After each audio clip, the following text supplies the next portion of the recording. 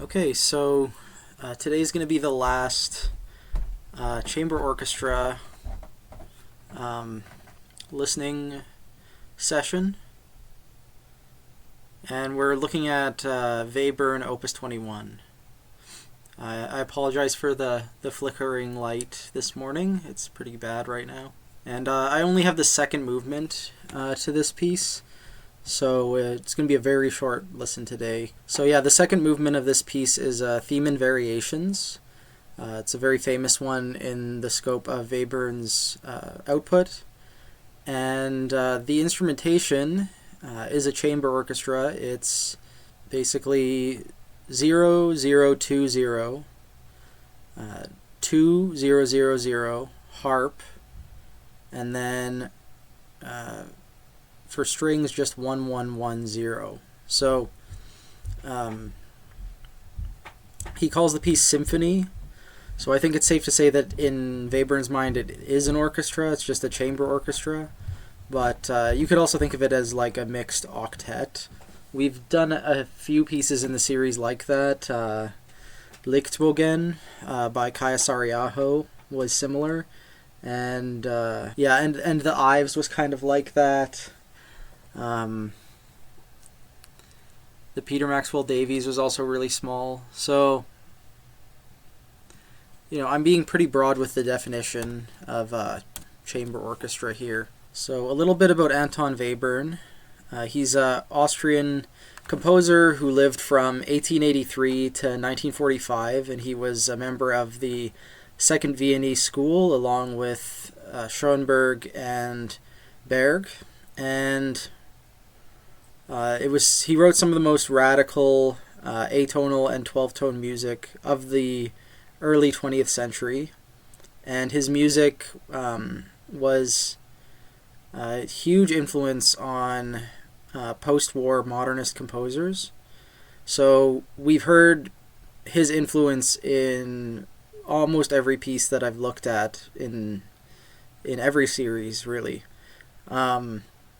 Hugely influential composer. If you don't really listen to Webern or don't really get Webern, I'm of the opinion that you probably won't understand a lot of contemporary music, because that's really the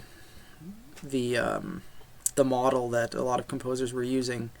Even just the way, it's not even just a pitch thing, like the way that he radicalized rhythm and the use of dynamics and instrumentation, all the things that he did in service of his 12-tone ideas, hugely influential. I think rhythm especially, just opened the door for how contemporary music could sound after the Second World War. So one thing about Webern's music that everybody talks about is his pieces are very short and concise. And throughout his career, they continue to get shorter and shorter, it seems. Another thing about him that's interesting is he was really influenced by medieval music and Renaissance music, specifically from the Franco-Flemish school. So counterpoint is an important skill which he cultivated in his 12-tone composition. He studied musicology at the University of Vienna with Guido Adler, a friend of Mahler and a composition student of Bruckner. So this is the sort of circle that he found himself in as a student. And, Adler seemed to be also a devoted Wagnerian, and Wagner is a very important influence on the Second Viennese School in general.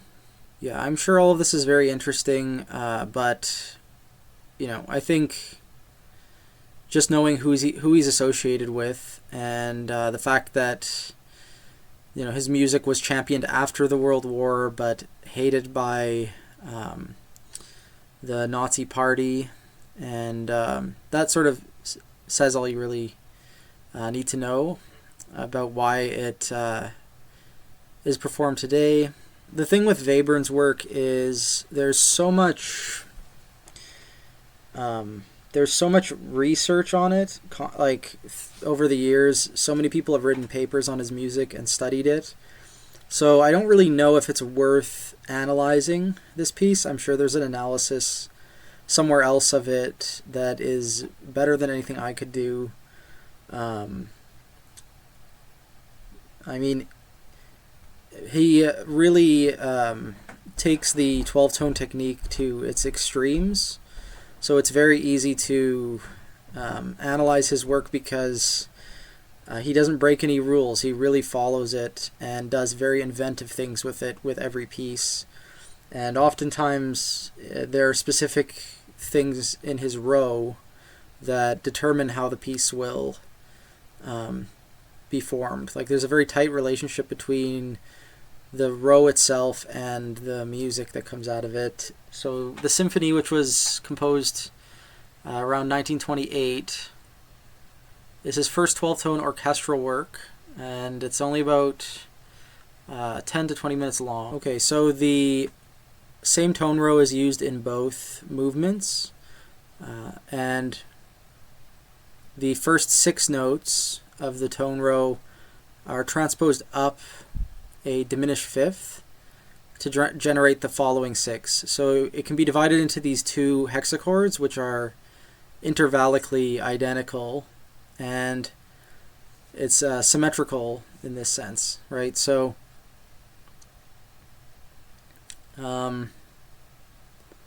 there's only 24 permutations instead of the usual 48 because of this reason. If you split it in 3, you can see that the tetrachords that make it up are actually, there's only 2 different ones. So there's a 1, 2, 3 can describe the first 4 notes of the row. An 1, 6, 7 can describe the middle 4, and an 1, 2, 3 can describe the last. So if you split it up into 3s, interestingly,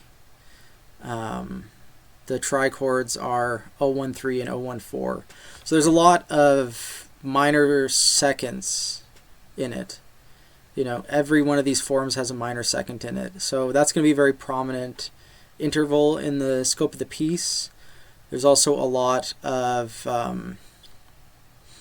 minor thirds. This is not going to be, again, an exhaustive listen to Webern. I just want to conclude our series with something a little bit shorter and a little bit older. Okay, so interesting experience just listening to the second movements on its own. It's really short and light, and there's a lot of interesting colors in it that go by at a breakneck speed because it's only about it's 4 minutes, but there's 7 variations in it. The texture overall is very pointillistic, and it's a good example of pointillism in Webern's music. He's not using the whole ensemble all the time. He's just using small groupings of it. Some variations, part of the ensemble's not playing at all, and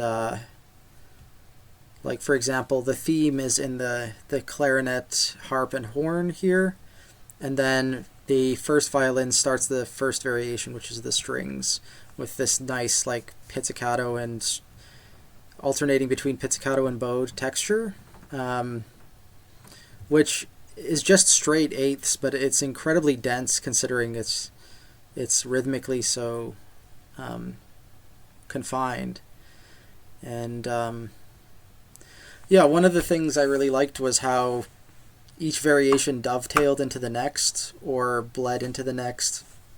It was very organic feeling. Some examples, like the second variation's a bit on the short side, and it has this very like striking horn moment in the first horn.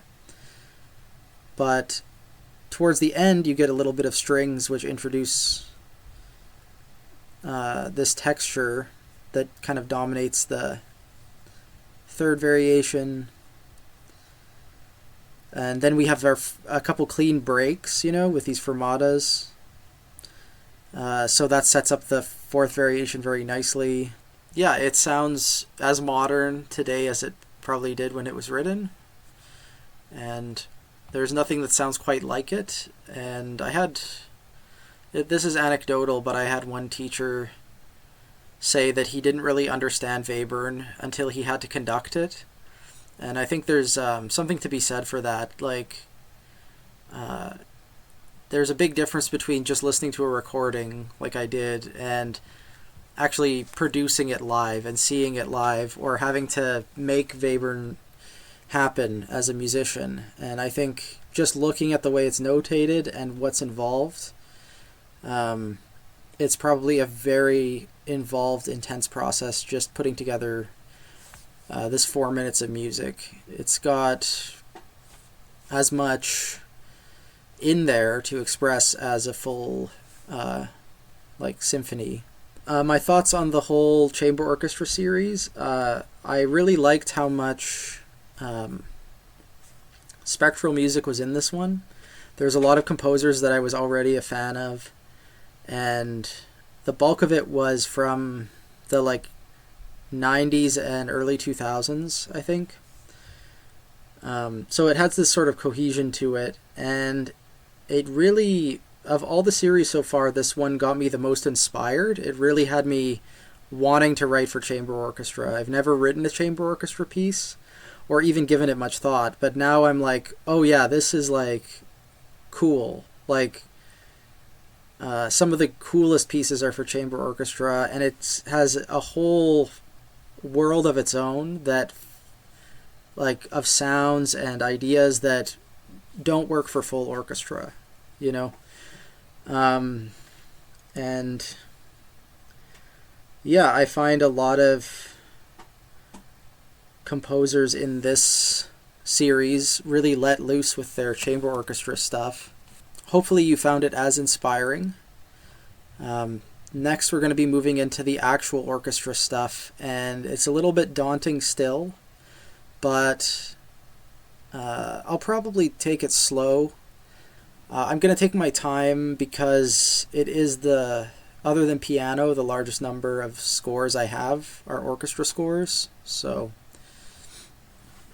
And I'm going to be going through all the just orchestra scores and orchestra with electronics sort of at the same time. And then I'm going to do anything involving soloists. So any sort of concerto or concerto grosso will happen at the end. Similarly, any operas that involve full orchestra will be at the end of the series. I don't know if I was in the mood for Webern today, but it is what it is. I have the score, so I gotta listen. So.